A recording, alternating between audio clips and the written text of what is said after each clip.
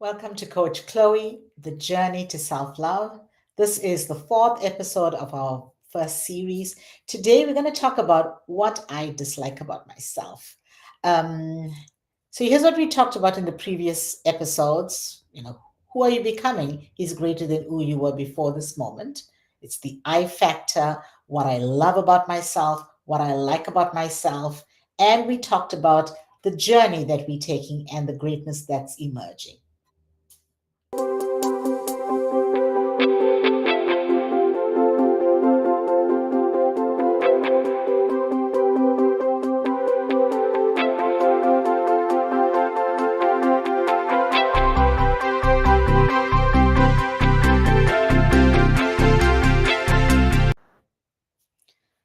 So when we think about what I like about myself, it feels like a kind of like a crazy title.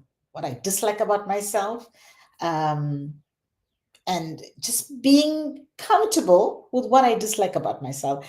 How many times we've thought about, or we've said this, I wish I was, or if only I could, or, I should have, which means it was something that we didn't like, and being able to identify what that is helps us to emerge into what we possibly can be.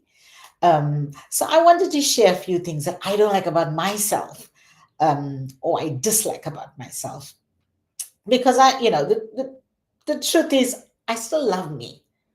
I'm still happy with my imperfections, because to me, my imperfections are flawless and I have to be comfortable with that.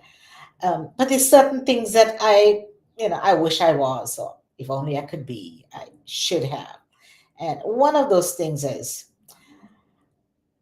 I don't pick up the phone and talk to a friend. For me to even just dial a number and pick it up is awkward and uncomfortable. And I know that comes from somewhere because of something in my past. And this is what I do. I have to text first and ask for permission, or say something like, uh, do you have a few minutes to chat? Why? Because I feel like I would be a nuisance, and I don't want to be that. I don't want to be that nuisance. And it kind of it gets me stuck in my world. Maybe that friend is someone that needed to talk to someone, and maybe I could have um, been that to that friend, and I would have probably felt the same way. So here's, if only I could pick up the phone and talk to a friend whenever I felt like a close friend, then maybe, just maybe, I will start to like that about myself, until I love that about myself, that I could do that. Another thing would be, that I dislike is, I'm always in a rush. And I'll never forget when my mom was visiting me from South Africa, and she came to my place, and I walked terribly fast. And she looked at me and she said, "Why are you in a rush?" And I'm like, "No, I'm not rushing." She said, "Yeah, you're running." I'm like, "No, mom, I'm walking." She said, "Okay, walk slow and see what happens." And I tried that, but now I'm in giggles because it is awkward for me to walk slowly. I just have to run. I have a flight of stairs here at home, and I'm always running up and down. And I think to myself, if I could just slow down, I will have more moments in the day where I get to pause and breathe. And I also get to self reflect. And, unless we take moments to self reflect, how can we observe ourselves and how we're showing up, and what we can work on to get to a greater version, a better version of who we are? Because we all are work in progress. I'm sure we all want to be better at something. So, what if I just took a moment, paused, and noticed, or thought about what is something that I could do better? If only I could pause and not be in a rush, then I will maybe start to like that about myself, until I love that about myself. There's a third thing. You know, I dislike at times, especially in close relationships, I don't say what I feel. And so I have to get to a point of being fed up before I say something. And, you know, sometimes that moment has come and gone. And it was like as though I didn't have the courage to say something, or I didn't want to say something so the other person felt hurt, or maybe it felt a little awkward at that time. Again, it's a place of awkwardness. So, I dislike how I shut down when I feel unsafe or when I feel threatened. I know it's a coping mechanism, but at times it doesn't serve me well. I uh, just recently, I I ended a relationship because I felt I didn't speak up. Well, at that time when I was ending it, I didn't think at that time I was right. But now, as I reflect and look back, I think there were moments that I could have said something that could have changed the trajectory of this relationship. Or what would have happened if I did say how I felt? What's the worst thing that could have happened? I don't know. If only I could have said what I felt, then maybe I would start to like that about myself until I love that about myself. Then we get to all this, we go through all of this, what we dislike, and we get to a place where, well, you know, I'm now starting to think, okay, I start judging myself. And we don't want to do that. We want to be able to observe how are we showing up and what do we need to do to pivot to become better versions. Um, and how do I accept that, you know, uh, accept it at that moment? This is what I dislike. I don't like that I feel this way. What can I do to change? What can I do to show up in a way that um, I can make a difference in my life and in the person who I'm having a conversation with. There are other things that we do, and we say like certain things. We say it like it has already happened. Oh, that's not going to work. Oh, I've tried that, and it becomes a self-fulfilling prophecy. We think it, we say it, and we expect the worst to happen sometimes. That. Or what about this here? It's like, you know what, I deserve that. Oh, I don't feel good enough. I'm not enough. I don't feel like I'm enough. So we adopt this victim mindset of we don't deserve that. Hey, you know what? Every single one of us, we all special.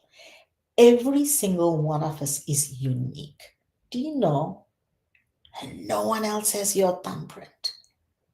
No one is like you. The way you show up, the way you feel, the way you respond, there is no one like you. So, not being able to have a victim mindset, but saying, you know what, I deserve this. I deserve to have the best life. I deserve to be in a position, or I deserve this gift. I deserve to be loved.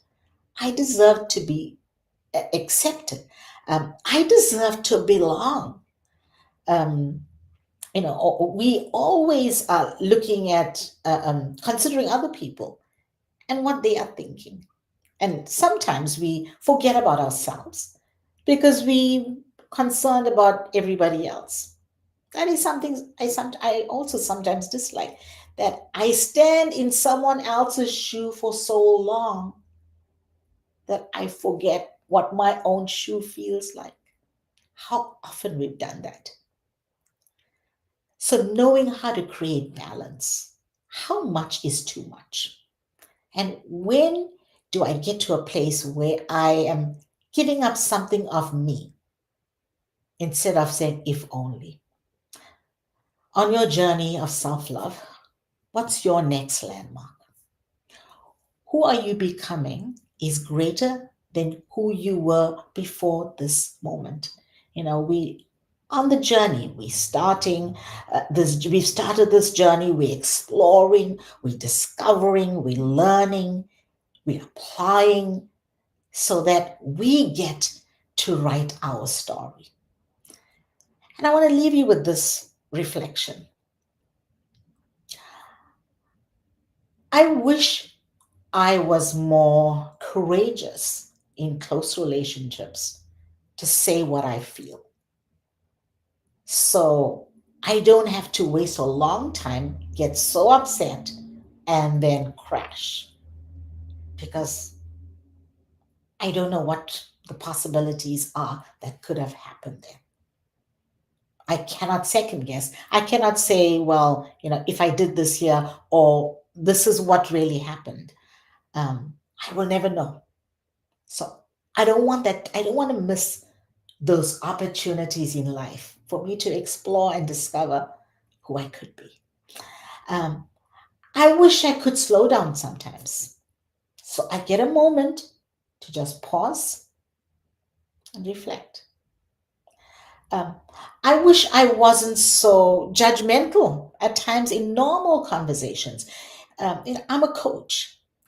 When I put on my coach hat, it is the simplest thing and the easiest thing for me to slip into that role and completely step away from, and suspend all judgment. But as soon as I take that coach hat off, then it becomes easier for me to judge. And I wish I wasn't so judgmental. Unless I know this about myself, I cannot change it or be better. What would happen if each of us was to unlock this power? How would we grow and keep growing? And how would others be more positively impacted? So I want to end with this.